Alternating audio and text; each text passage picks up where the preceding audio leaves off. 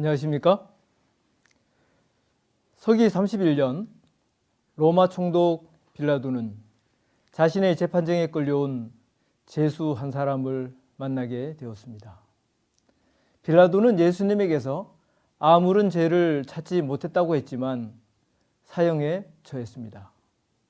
인류 역사에서 가장 잘못된 재판이라고 말할 수 있습니다.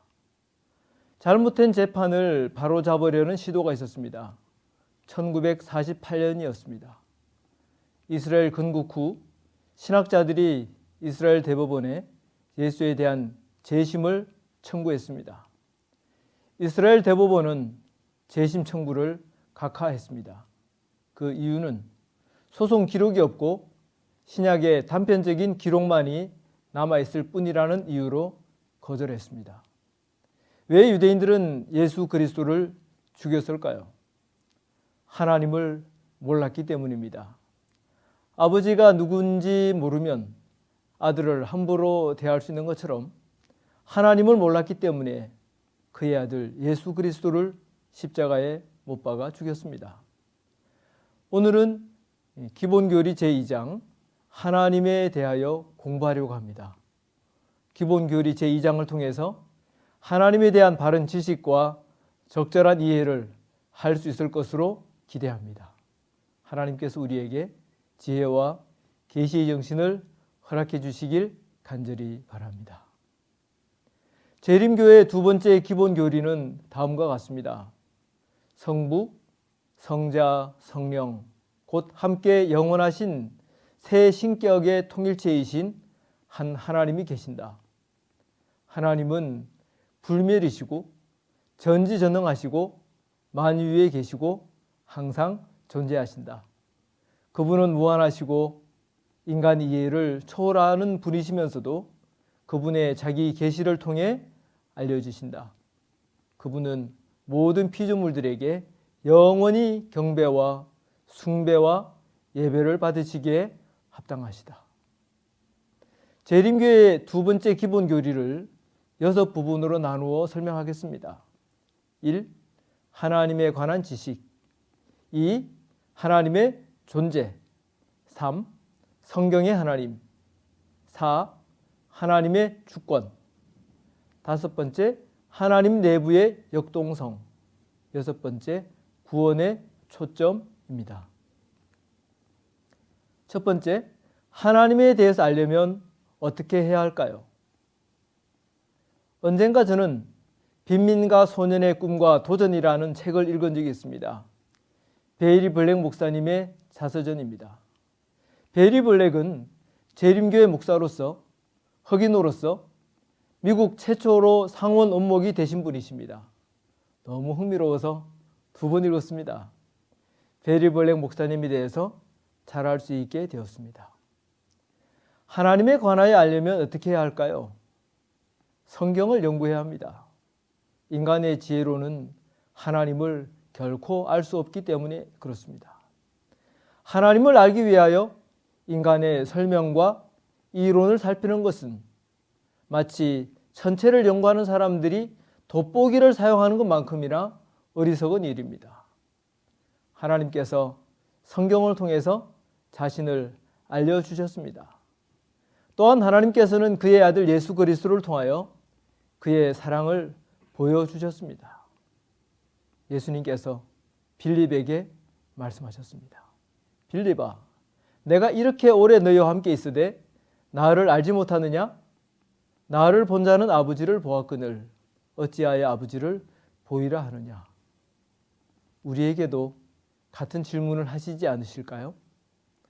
우리가 하나님을 완전하게 아는 것은 불가능하지만 성경은 우리가 구원을 얻을 수 있는 충분한 지식을 제공하고 있습니다. 하나님에 대하여 아는 것과 다른 지식을 얻는 것에 차이점이 있습니다. 어떤 차이점이 있을까요? 일반적인 지식을 얻으려면 지성만 있으면 가능합니다만 하나님을 알기 위해서는 마음이 있어야 합니다. 예수님께서는 이런 마음을 마음이 청결한 자라고 묘사하셨습니다. 마음이 청결한 자는 복이 있나니 그들이 하나님을 볼 것이요.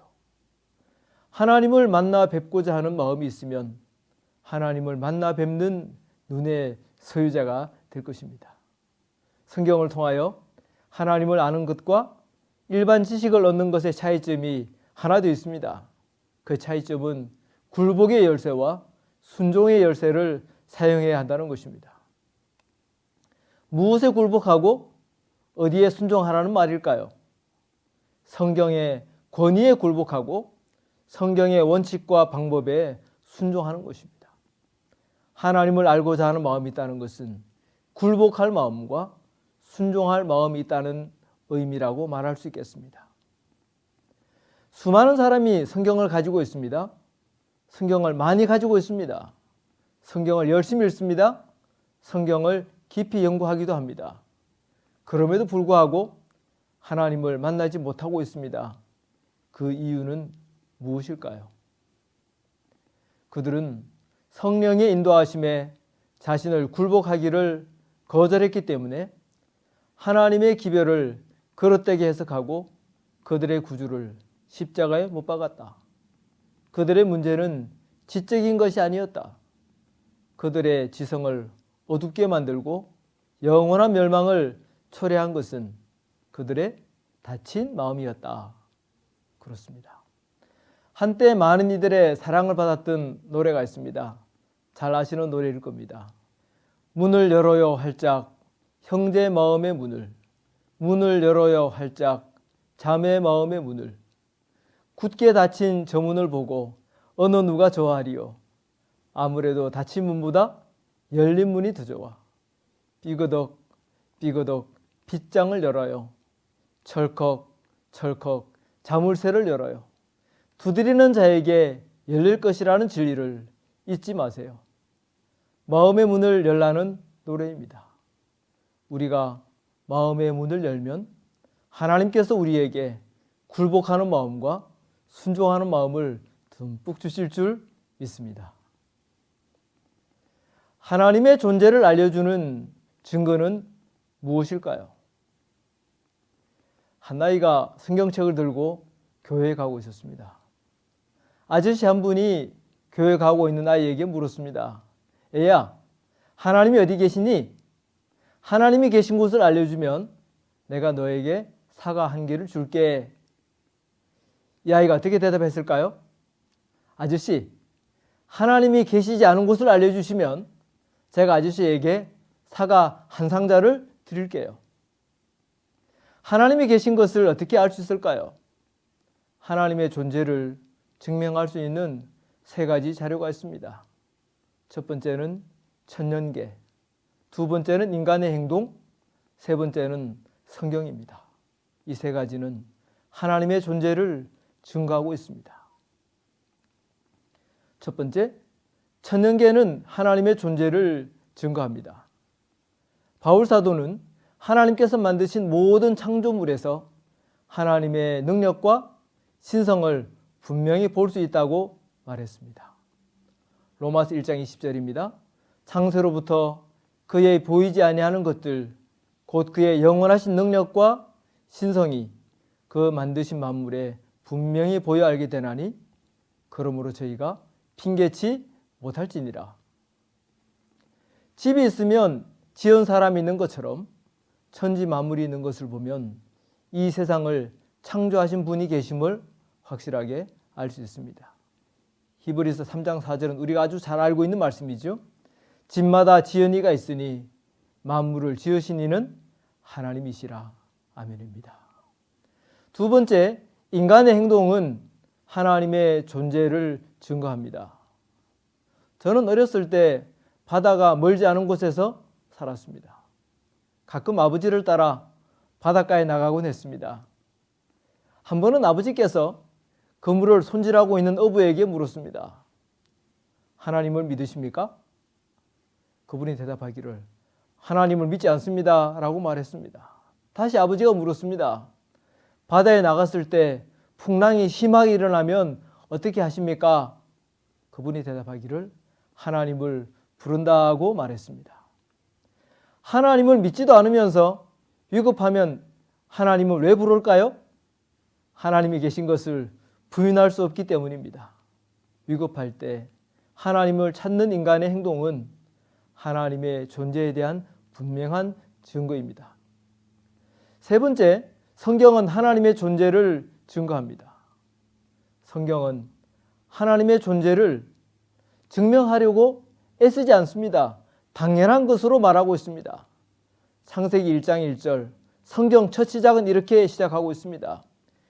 태초에 하나님이 천지를 창조하시니라. 성경은 하나님을 창조주, 유지자, 통치자로 묘사하고 있습니다. 천년계 인간의 행동, 성경을 통해서 하나님의 존재는 충분합니다. 천년계 인간의 행동, 성경을 통해서 하나님의 존재 증거는 충분하다고 말할 수가 있습니다. 받아들일 마음만 있다면 믿을 수 있습니다. 하나님에 관한 진리를 발견하고자 진지하게 노력하는 사람이라면 누구든지 확신시켜 줄 수 있는 하나님의 존재에 관한 증거들이 충분하게 있다. 그렇습니다. 성경은 무엇으로 하나님을 보여주고 있습니까? 성경은 세 가지를 통해서 하나님의 본질을 가르쳐주고 있습니다. 하나님의 이름, 하나님의 활동, 하나님의 속성, 이 세 가지를 통해서 성경은 하나님의 본질을 우리에게 가르쳐주고 있습니다. 첫 번째, 하나님의 이름입니다. 요즘도 그렇지만 성경시대의 이름은 오늘날보다 훨씬 더 중요합니다. 성경시대의 이름은 사람의 성격, 또 본성, 그리고 신원을 나타내고 있기 때문입니다. 출애굽기 10장 7절에 너는 내 하나님 여호와의 이름을 망령되게 부르지 말라. 또 시편 7편 17편에 지존하신 여호와의 이름을 찬양하라. 이렇게 말씀하신 것을 보면 하나님의 이름이 얼마나 중요한지 알 수 있습니다. 성경에는 하나님의 이름이 다양하게 기록되어 있습니다. 엘로힘, 강하고 힘센 하나님을 묘사하고 있습니다. 엘론, 지극히 높으신 하나님. 아도나이, 전능하신 통치자. 샤다이, 엘샤다이, 축복과 안위의 근원이신 전능한 하나님. 여호와, 야훼, 하나님의 신실함과 은총을 강조하고 있습니다. 아버지라고 하는 이름은 더욱 친근한 하나님을 우리에게 보여주고 있습니다. 이름이 이렇게 많다는 것은 한두 개의 이름으로는 하나님을 결코 묘사할 수 없기 때문일 겁니다. 두 번째, 하나님의 활동입니다. 성경 기자들은 하나님의 존재보다는 하나님의 활동을 더 많이 기술하고 있습니다. 하나님은 어떤 활동을 하고 계실까요? 창조주, 세상을 붙드시는 분, 구속자와 구주로서 인류의 궁극적인 운명을 책임지신 분으로 제시되고 있습니다. 세 번째는 하나님의 속성입니다. 하나님의 속성은 두 종류로 구분할 수 있습니다. 사람들에게 나눠줄 수 없는 속성과 사람들에게 나눠줄 수 있는 속성으로 구분할 수 있습니다. 사람들에게 나눠줄 수 없는 속성으로는 자존하심, 전제하심, 편재하심, 영원하심, 또 전능하심, 완전하심이라고 말할 수 있습니다. 사람들에게 나눠줄 수 있는 속성은 사랑, 은혜, 긍휼, 인내, 거룩함, 의, 공의, 진리 등입니다. 네 번째, 하나님의 주권에 대해서 말씀을 드리겠습니다. 하나님의 주권이 인간의 구원을 결정할까요? 이 문제를 풀기 위해서 첫 번째 우리가 풀어야 될 질문이 있습니다. 그 질문은 주권은 누구에게 있느냐 하는 질문입니다. 성경을 보면 성경은 하나님의 주권을 명백하게 가르치고 있습니다. 그는 자기 뜻대로 행하시나니 그의 손을 금하든지 할 자가 없느니라. 시편 135편 6절에 보면 여호와께서 그가 기뻐하시는 모든 일을 천지와 바다와 모든 깊은 데서 다 행하셨도다 라고 말씀하셨습니다. 두 번째, 하나님께서 예정하셨다는 말씀은 무슨 뜻일까요? 로마서 8장과 에베소서 1장을 보면 하나님께서 예정하셨다는 말씀을 볼 수가 있습니다. 하나님이 미리 아신 자들로 또한 그 아들의 형상을 본받게 하기 위하여 미리 정하셨으니 이는 그로 많은 형제 중에서 맏아들이 되게 하려 하심이니라. 모든 일을 그 마음의 원대로 역사하시는 자의 뜻을 따라 우리가 예정을 입어 그 안에서 기업이 되었으니. 어떤 분들은 이 말씀을 근거로 인간 자신의 선택과 관계없이 하나님의 독단적인 선택에 따라서 사람들이 구원을 받거나 어떤 사람들은 멸망받는다고 주장합니다. 성경은 구원에 대해서 어떻게 가르치고 있을까요? 구원에 관한 성경의 가르침은 세 가지입니다. 첫 번째는 모든 사람이 구원을 받으며 진리를 아는 데 이르기를 원한다고 말씀하고 있습니다. 디모데전서 2장 4절 말씀 아시죠? 하나님은 모든 사람이 구원을 받으며 진리를 아는 데 이르기를 원하시느니라. 두 번째, 성경은 믿는 자마다 멸망치 않고 영생을 얻게 하시겠다고 말씀하셨습니다. 요한복음 3장 16절입니다. 하나님이 세상을 이처럼 사랑하사 독생자를 주셨으니 이는 그를 믿는 자마다 멸망치 않고 영생을 얻게 하려 하심이라. 성경은 인간의 자유의지에 따라 개인의 운명이 결정된다고 가르치고 있습니다. 이사야 1장 19절에서 20절 말씀입니다. 너희가 즐겨 순종하면 땅의 아름다운 소산을 먹을 것이요 너희가 거절하여 배반하면 칼에 삼키우리라. 여호와의 입의 말씀입니다. 구원 얻을 사람들을 미리 정하셨다는 말씀은 구원에 관한 성경의 세 가지 가르침에 비추어 이해해야 합니다. 모든 것을 아시는 하나님께서는 누가 구원을 받고 누가 멸망을 당할지를 미리 이미 알고 계십니다. 인간의 구원과 멸망의 결과를 아시는 하나님께서 그 구원받을 사람을 예정하셨다고 이해하는 것이 성경과 일치하는 이해입니다. 이런 이해를 예지예정설이라고 이야기합니다. 많은 사람들이 로마서 9장을 보면서 질문합니다. 하나님께서 야곱은 사랑하고 에서는 미워하였다는 말씀을 어떻게 이해해야 할까요? 하나님께서는 특별한 일을 위하여 특별한 사람을 선택하셨음을 가르쳐주는 말씀입니다. 로마서 9장을 자세히 읽어보시면 바울의 관심은 선교였지 구원이 아님을 알 수 있습니다. 하나님께서 야곱을 선택하신 것은 구원을 위한 부르심이 아니라 사명을 위한 부르심이라고 말할 수 있습니다.